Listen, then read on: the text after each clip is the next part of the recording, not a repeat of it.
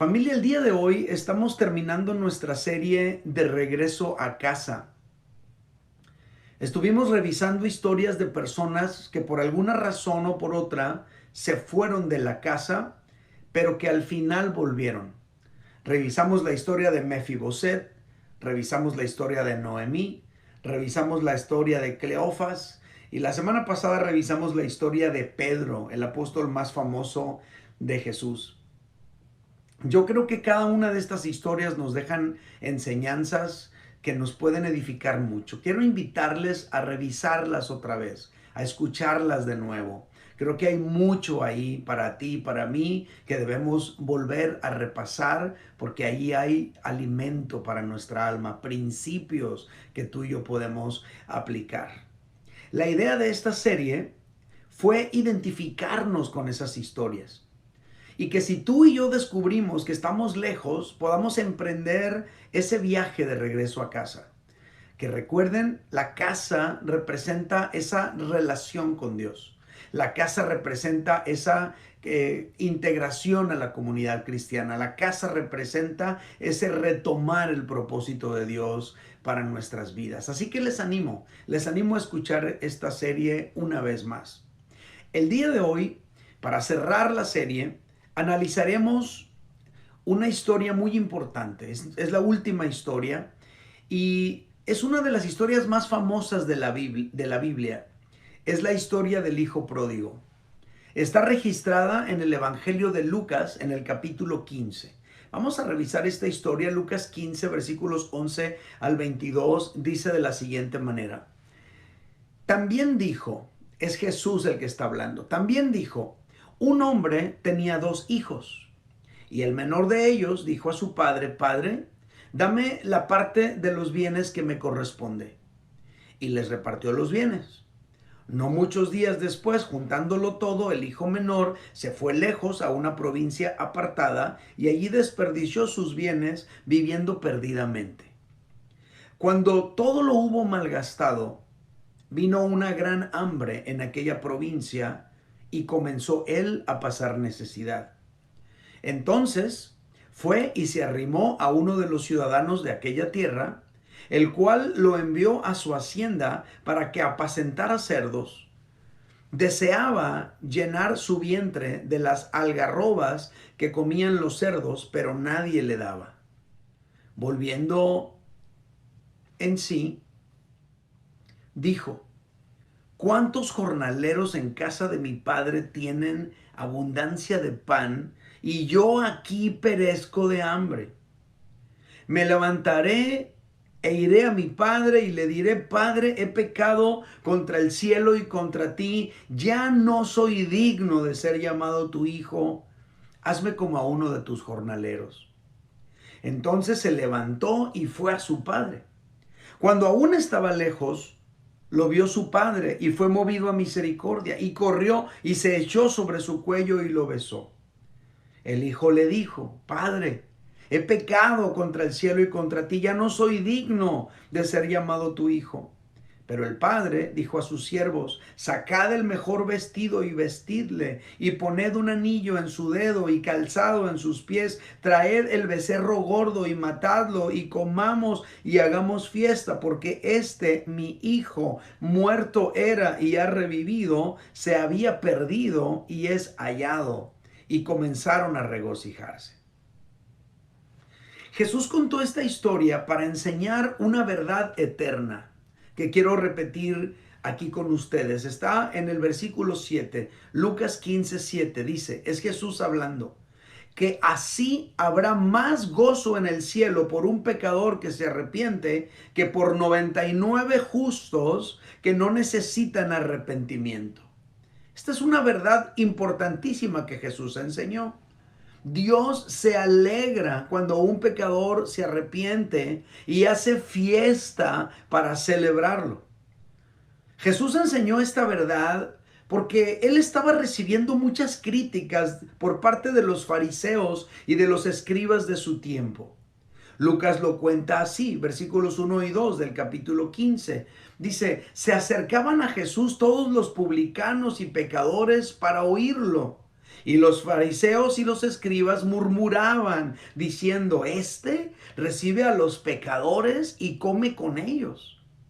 Estos versículos nos dejan ver que el ministerio de Jesús se había vuelto muy popular. Dice que todos los publicanos y pecadores se acercaban para oírlo.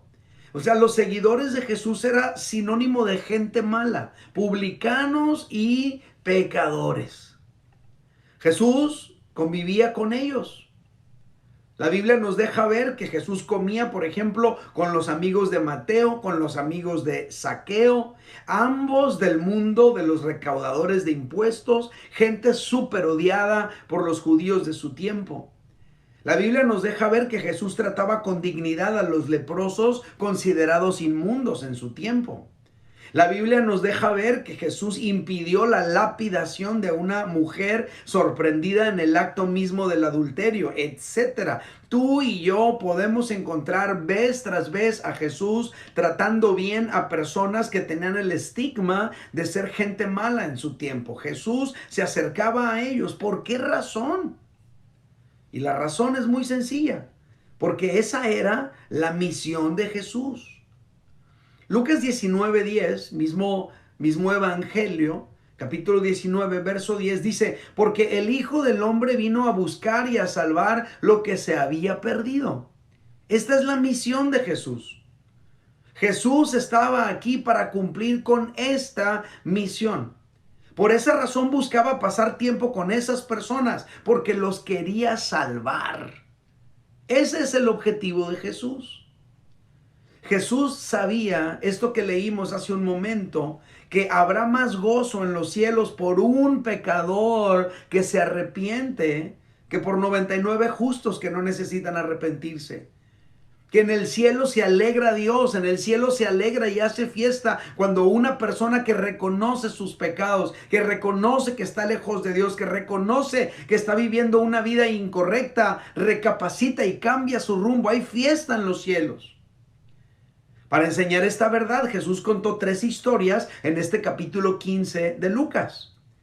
La historia del gozo del pastor que encuentra la oveja perdida, la historia del gozo de la mujer que encuentra la moneda perdida, y esta última historia que leímos hoy que cuenta el gozo que siente el padre cuando regresa a casa el hijo perdido. Son 3 historias que tienen la misma enseñanza. La enseñanza de que el Padre Celestial se alegra cuando un hijo regresa a casa. Esta historia, la del hijo pródigo, se trata de un joven inquieto que por un momento de su vida no valoró la bendición de estar en casa de su padre que le amaba. El principio de la gratitud y el principio de la honra está totalmente desactivado cuando se enciende en él ese deseo de vivir fuera de los límites impuestos en su hogar.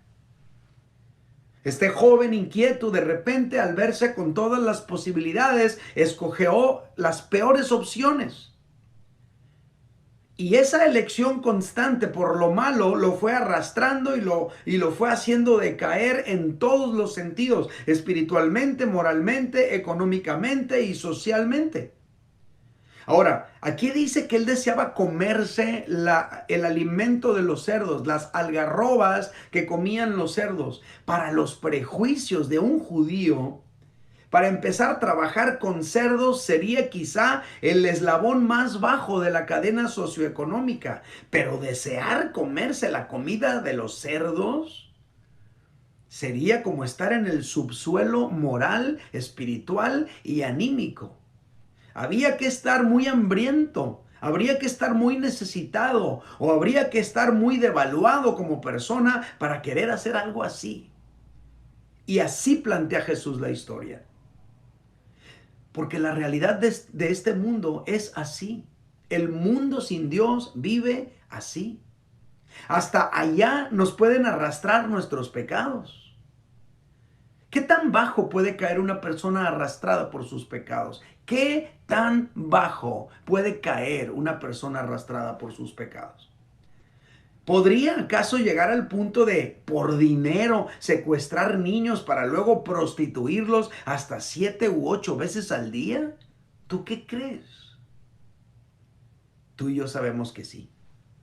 Hasta allá y más lejos que eso puede llegar el ser humano que ha sido arrastrado por sus pecados.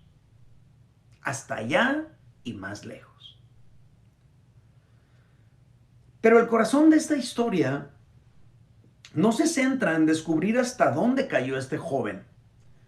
El corazón de esta historia tampoco se centra en descubrir cómo fue que llegó hasta allí, ni por qué se alejó de casa. De eso no se trata la historia. La historia se trata de que el joven volvió. Ese es el clímax de la historia, el regreso a casa.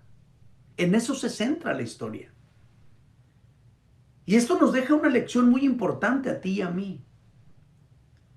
Y es que Dios no está enfocado en qué hicimos mientras estuvimos lejos de Él, ni por qué lo hicimos, ni qué tan bajo caímos. ¿En qué está enfocado Dios? Dios está enfocado en que tú y yo regresemos a casa si estamos lejos de Él. En que tú y yo podamos ser restaurados y podamos ser reubicados en nuestra posición de hijo. Dios no está enfocado en castigarnos por lo que hemos hecho. Dios está enfocado en restaurarnos ahora que hemos vuelto. Dios está enfocado en que vuelvas a casa si tú estás lejos de Él.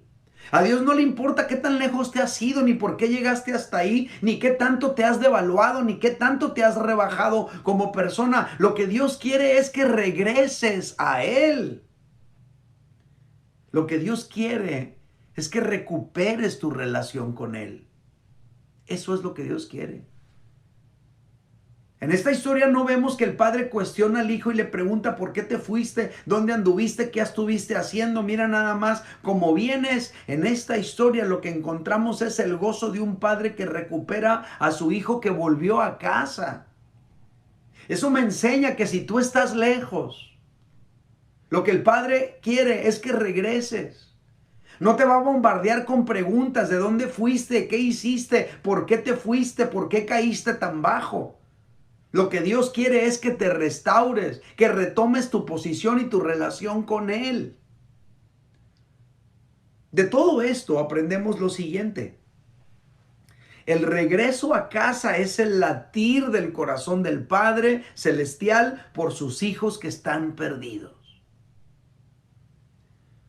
El regreso a casa es el latir del corazón del Padre Celestial por sus hijos que están perdidos. Ahora, en los minutos que me quedan, yo quisiera contestar a una pregunta. ¿Qué se necesita ocurrir para que un hijo perdido regrese a casa del padre? ¿Qué necesita ocurrir para que un hijo perdido regrese a casa del padre?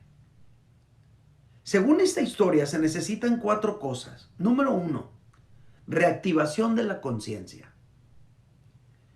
Uno de los efectos nocivos del pecado es que neutraliza la conciencia de la persona. La Biblia lo dice así, Efesios capítulo 4, versículos 18 al 19, dice, teniendo el entendimiento entenebrecido. O sea, nos pinta una imagen de una nube negra sobre la mente de la persona. Teniendo el entendimiento entenebrecido, ajenos de la vida de Dios por la ignorancia que en ellos hay, por la dureza de su corazón. Estos, después que perdieron toda sensibilidad, se entregaron al libertinaje para cometer con avidez toda clase de impureza. ¿Qué nos enseña este fragmento de la Escritura? Pues que el ser humano, en la medida que va en caída libre, arrastrado por la ley de la gravedad del pecado, el ser humano va perdiendo la conciencia del daño que se va causando a sí mismo y la conciencia del daño que le está causando a las personas que más le aman en esta vida. La conciencia está desactivada. Y así puede seguir cayendo, cayendo, cayendo más y más hasta destruirse él y destruir mucho de lo bueno que alguna vez llegó a tener. Esa es la historia del hijo pródigo. Pero el que regresa a casa, regresa porque en algún momento volvió en sí. El que regresa a casa regresa porque en algún momento se reactivó su conciencia y pudo comprender su condición y pudo comprender su ubicación. Así le ocurrió al hijo pródigo. La historia lo plantea en el versículo 17. Dice, volviendo en sí, dijo. Volviendo en sí, dijo, ¿cuántos jornaleros en casa de mi padre tienen abundancia de pan y yo aquí perezco de hambre? Cuando se reactiva su conciencia, él entiende dónde está y cuál es la diferencia entre vivir así y vivir cerca del Padre. Esto nos enseña que el pecado es como un embrujo que te hace perder la conciencia mientras estás bajo la influencia de ese pecado. Allí no percibes hasta dónde estás cayendo. Simplemente vas cayendo arrastrado por tus impulsos. Solamente el dolor de tocar fondo, solamente el dolor de estrellarte contra el suelo, solamente el dolor de descubrir que no eres ni tan fuerte, ni tan sabio, ni tan solvente, ni tan capaz.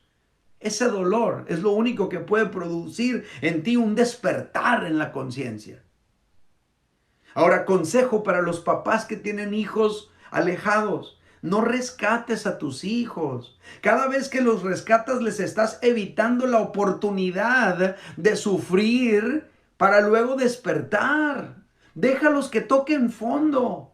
No financies su propia caída. Déjalos para que pueda ser reactivada su conciencia.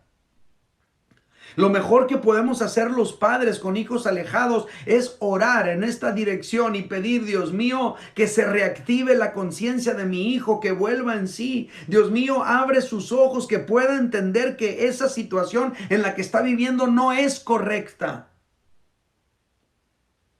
¿Qué se necesita para que un hijo perdido regrese a la casa del padre? Número 1, reactivación de la conciencia. Número 2, reactivación de la voluntad. Una vez que el hijo pródigo volvió en sí y adquirió conciencia de su propia condición, él expresó esto, Lucas 15:18. Me levantaré e iré a mi padre y le diré, Padre, he pecado contra el cielo y contra ti. Ya no soy digno de ser llamado tu hijo. Hazme como uno de tus jornaleros. Me levantaré e iré a mi padre y le diré. Yo interpreto estas declaraciones como una reactivación de la voluntad. Mientras él estaba bajo el control del pecado, la voluntad suya estaba subyugada, no tenía voluntad. La palabra de Dios nos muestra esto. El apóstol Pablo escribió en Efesios capítulo 2 versículos 1 al 3. Dice, Él os dio vida a vosotros cuando estabais muertos en vuestros delitos y pecados, en los cuales, fíjate lo que dice, en los cuales anduvisteis en otro tiempo, fíjate cómo lo dice, siguiendo la corriente de este mundo. No seguías tu propia voluntad, seguías la corriente de este mundo. Conforme al príncipe de la potestad del aire, el espíritu que ahora opera en los hijos de desobediencia. Dice el apóstol Pablo, entre ellos vivíamos también todos nosotros en otro tiempo. Fíjate cómo vivíamos, andando en los deseos de nuestra carne, haciendo la voluntad de la carne y de los pensamientos, y éramos por naturaleza hijos de ira, lo mismo que los demás. ¿Qué nos dejan ver estos versículos? Nos dejan ver que una persona que está muerta en sus delitos y pecados no tiene activada su voluntad, más bien la tiene subyugada. La escritura dice que esa persona vive siguiendo la corriente de este mundo. La escritura dice que esa persona vive conforme al príncipe de la potestad del aire, el cual ejerce su poder en los que viven en desobediencia. La persona que vive así no vive haciendo lo que quisiera hacer, vive haciendo a veces lo contrario a lo que quisiera hacer. y está sufriendo horrible, cautivo. Pero el hijo pródigo, una vez que se reactivó su conciencia, experimentó también la reactivación de su voluntad. Porque una vez que volvió en sí, dijo, me levantaré, iré a mi padre, regresaré a casa. Él determinó volver. Una vez que se reactivó su conciencia, se reactivó su voluntad. No puede haber reactivación de la voluntad hasta que hay una reactivación de la conciencia. Ahora, si tú y yo como padres tenemos hijos que están perdidos, que están alejados de la casa del Padre Celestial, tú y yo podemos orar, Señor, que se reactive su conciencia, pero también debemos orar, Señor, que se reactive su voluntad para volver a ti. Señor, te pido que se reactive la voluntad de mi hijo para que vuelva a ti, que pueda tener ese anhelo, esa decisión de regresar a casa. ¿Qué necesita ocurrir para que un hijo pródigo o un hijo perdido regrese a casa del Padre? Número 3, reactivación de la capacidad de acción. Otra consecuencia del pecado es que esclaviza a la persona. De tal manera que muchas veces el pecador se encuentra haciendo lo que no quiere hacer y lo que sí quiere hacer no lo hace. Quiere ser un buen padre, sí lo quiere de todo corazón, pero no puede. Quiere ser un buen esposo, sí lo quiere de todo corazón, pero no puede. Sí quiere perdonar, pero no puede. Sí quiere dejar de tomar, de estar esclavizado al alcohol, pero no puede. Jesús lo dijo, Juan 8:34. Jesús les respondió, de cierto os digo que todo el que practica el pecado, esclavo es del pecado. Entonces, según lo que Jesús dice aquí, la persona que está bajo la práctica constante del pecado, vive así porque está esclavizada por él. Pero una vez que el embrujo del pecado se ha roto, porque la persona tocó fondo y porque el Espíritu Santo está tratando en su vida, se puede reactivar la capacidad de acción. Por eso esta historia nos deja ver en el versículo 20, Lucas 15:20. Entonces se levantó y fue a su padre. Antes no. Hasta entonces, hasta que se reactivó su conciencia, hasta que se reactivó su voluntad, hasta entonces se levantó y se fue a su padre porque se reactivó también su capacidad de acción.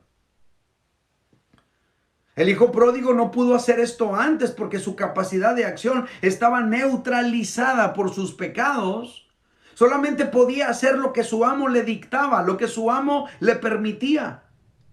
Pero una vez que se reactivó su conciencia y que se reactivó su voluntad, también se reactivó su capacidad de accionar acorde a lo que es correcto. Hay papás que al hablar con sus hijos les dicen, por ejemplo, pero hijo, no puedo creer que sigas así. ¿Por qué no cambias? ¿Por qué no te buscas un trabajo? ¿Por qué no cambias de amistades? Y la respuesta es que a veces la persona simplemente no puede. Porque está bajo el yugo de una esclavitud espiritual que no le permite accionar como él quisiera. Esta historia del hijo pródigo nos permite ver cómo él fue recuperando la libertad y al mismo tiempo fue volviendo a la vida. Fue obteniendo la capacidad de hacer lo correcto. Fue obteniendo la capacidad de regresar a casa. Cuando se reactiva su conciencia, se reactiva su voluntad, se reactiva también su capacidad de acción. Me encanta esta historia. Ilustra muy bien la condición del mundo en el cual vivimos. ¿Qué necesita ocurrir para que un hijo perdido regrese a casa del padre, según lo aprendemos en esta historia? Número 4 y último, la reactivación de los valores espirituales. Esta es la última fase de la recuperación de este joven. Cuando se reactivaron sus valores espirituales y tuvo la capacidad de reconocer frente a su padre sus errores. reconocer su condición y reconocer la honra y la dignidad de su papá. No nada más lo está pensando, no nada más está llorando allá arrumbado en una esquina lamentando su situación. No, él ha venido, se ha colocado enfrente de su padre y está reconociendo frente a él todo esto. El versículo 21 lo dice, el hijo le dijo, no lo pensó solamente, no lo sintió en su corazón nada más. Le dijo, Padre, he pecado contra el cielo y contra ti, y ya no soy digno de ser llamado tu hijo. Este joven que al principio menospreció a su padre, este joven que al principio menospreció su hogar, este joven que al principio menospreció la vida en casa, ahora le da valor y reconoce la dignidad de su padre. Y no lo reconoce nada más en sus adentros, lo está expresando frente a él, está reconociendo delante de su padre su propia condición y la dignidad de su propio padre. A este joven que literal estaba muerto en sus delitos y pecados, pero que ahora había vuelto a la vida, se le ha reactivado la conciencia, se le ha reactivado la voluntad, se le ha reactivado su capacidad de actuar conforme a la voluntad del Padre, se le han reactivado también sus valores espirituales. Nada de esto estaba activo mientras estaba bajo el dominio de sus pecados. Él en realidad estaba muerto espiritualmente. El padre entiende esto. Por eso lo dijo. Mi hijo estaba muerto y ha vuelto a la vida. Por eso hizo una fiesta. Por eso se alegró con todos en la casa. Porque este hijo estaba muerto y ha vuelto a la vida. Y la historia dice que este joven tenía un hermano mayor. Un hermano que no se fue. Un hermano que sentía que él hacía todo bien. Y que cuando su hijo menor perdido vuelve a casa, se enoja porque su padre le hace una fiesta. Y su padre le explica la razón del por qué él tiene tanto gozo en su corazón. Y le dice en el versículo 32, pero era necesario, hijo, hacer una fiesta. Era necesario, hijo, regocijarnos, porque tu hermano estaba muerto. Sus pecados lo habían matado espiritualmente, intelectualmente, en su voluntad, lo habían matado por completo. Estaba muerto, pero ha revivido. Se había perdido, pero ha sido hallado. Es necesario celebrarlo, hacer una fiesta. La historia de este joven nos enseña que cuando tú y yo volvemos a casa, se alegra el corazón del Padre. Ese día que tú decidiste regresar a casa, ese día que tú recibiste a Cristo en tu corazón, ese día que tú reconociste tu necesidad de Él y quisiste retomar tu camino con Él, ese día hubo fiesta en los cielos. Y si alguno de los que me está escuchando el día de hoy, tú decides regresar a casa, si alguno de los que me está escuchando el día de hoy, tú decides abrirle tu corazón al Salvador y volver a Dios, habrá fiesta en los cielos otra vez. Quiero repetir algo que dije al principio de la charla. El corazón de esta historia no se centra en descubrir hasta dónde cayó este joven. El corazón de esta historia no se centra en descubrir cómo fue que este joven llegó hasta allá. El corazón de esta historia no se centra en descubrir por qué este joven se alejó de casa. No, familia. El corazón de esta historia se centra en que el joven volvió. La fiesta se hizo cuando el joven volvió. El corazón del padre se alegró cuando el joven volvió. Ese es el clímax de la historia. Regresar a casa. Esto nos enseña que Dios no está enfocado en qué hicimos mal. Dios no está enfocado en por qué hicimos lo que hicimos. Dios no está enfocado en qué tan bajo hemos caído. Dios está enfocado en que tú y yo volvamos a casa. En que tú y yo recuperemos nuestra dignidad de hijos. Dios está enfocado en que tú vuelvas a casa si estás lejos de Él. El regreso a casa es el latir del corazón del Padre Celestial por sus hijos que están perdidos. El regreso a casa es el latir del corazón del Padre Celestial por sus hijos que están perdidos. Y tú y yo como iglesia tenemos que tener ese mismo sentir del Padre. Tenemos que interesarnos en los hijos que están perdidos y tenemos que ir por ellos y traerlos de regreso a casa para que la fiesta no se acabe, para que el gozo en el corazón del Padre se mantenga cada vez que alguien decide regresar a casa.